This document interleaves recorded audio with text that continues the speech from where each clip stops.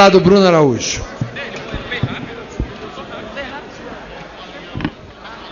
Às 5h39, o deputado Bruno Araújo, líder da minoria, vai falar agora, mas os deputados ainda seguem na apreciação da mini-reforma eleitoral. O líder pode pedir a palavra a qualquer momento dentro de cada sessão, é o caso agora. Senhor presidente, na democracia, algo muito salutar é o encontro que se dá entre os chefes de poderes. De modo especial, quando ele se dá de forma absolutamente transparente, e essencialmente quando ele se dá em território nacional.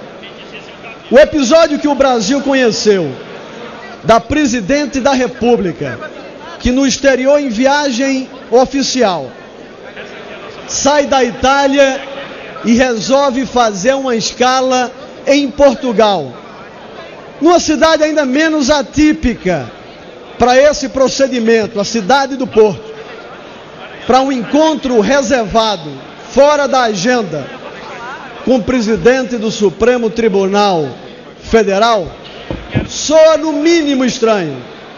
No mínimo estranho no momento de intranquilidade, de instabilidade política, de grave crise econômica, e no mesmo momento em que se dá esse encontro, e logo em seguida se ouve notícias que a eventual decisão do Tribunal de Contas da União em relação à recomendação de uma eventual rejeição de contas da presidente Dilma levaria a uma demanda no Supremo Tribunal.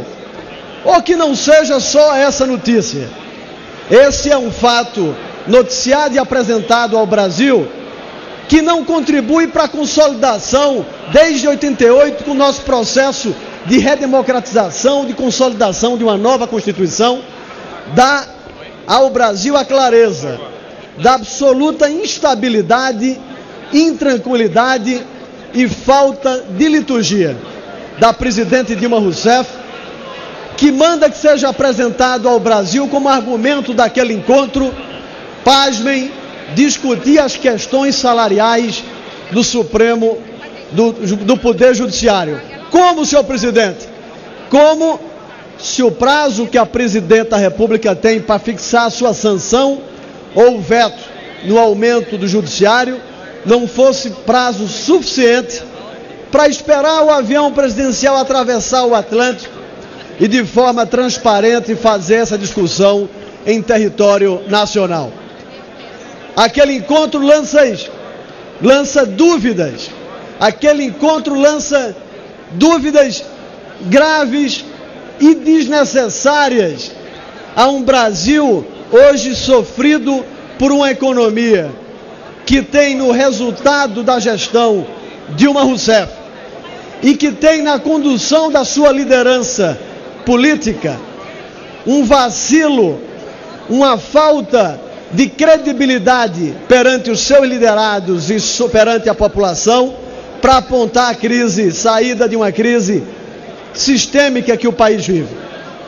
Aqui talvez nós possamos lembrar, e talvez quando grande parte do Congresso Nacional, desse novo Congresso que tomou posse em fevereiro, ou todo o Congresso que assumiu no dia 1º de fevereiro, possa recordar o discurso feito pela presidente Dilma, quando trata temas como a inflação, onde dizia, há poucos meses de iniciado agora o nosso mandato, ainda no mês de janeiro, dia 1º de janeiro, no mandato que se inicia, manteremos o controle da inflação como prioridade da gestão macroeconômica.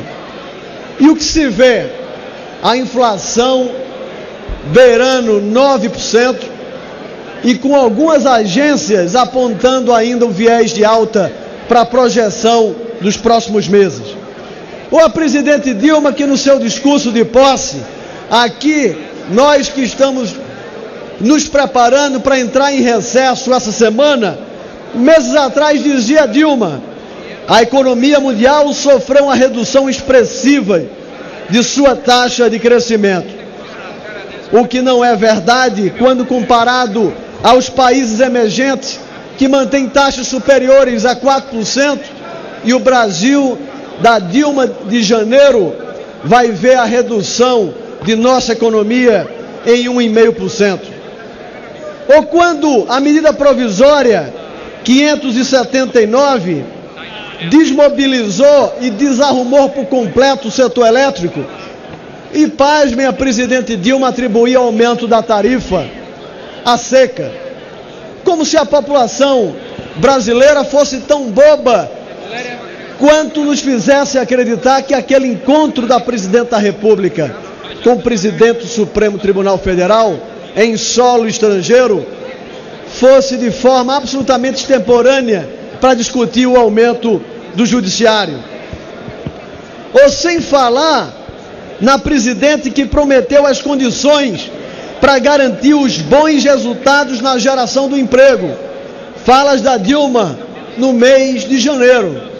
De lá para cá, segundo dados do IBGE, 1 milhão de brasileiros perderam o emprego. E ainda fazendo referência ao PAC, o PAC que transformaria a estrutura do Brasil. A Dilma abandonou o PAC. Se ela foi apresentada em uma das eleições como a mãe do PAC, abandonou por completo o filho. As obras do PAC paralisaram e hoje não atende ao mínimo do cronograma físico, financeiro da programação apresentada ao Brasil. E mais ainda, em relação ao Nordeste, faz a referência: o projeto de integração do São Francisco está avançando. Não é verdade, senhora presidente. As obras do São Francisco, como as obras da Transnordestina, como as obras mais importantes do país, pararam como um todo. Ou mais ainda, dizendo que no seu segundo mandato contrataria mais 3 milhões de moradias do Minha Casa Minha Vida. E o balanço ao final desses meses é que o programa sofreu um corte de 6 bilhões de reais. De que Dilma nós estamos falando? De que governo nós estamos falando?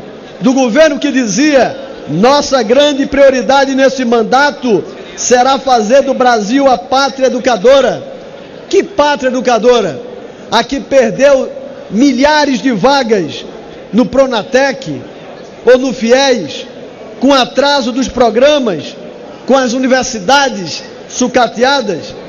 Por isso, senhor presidente, nessa melancolia desses 6 meses de administração Dilma Rousseff, ou de um episódio como o ocorrido na última sexta-feira, que não colabora com a transparência das relações entre chefes de poderes e, sobretudo, em passar credibilidade ao país. A presidente Dilma, que iniciou no dia 1º de janeiro o seu mandato tentando passar credibilidade, é a presidente Dilma que não tem hoje a confiança dos brasileiros.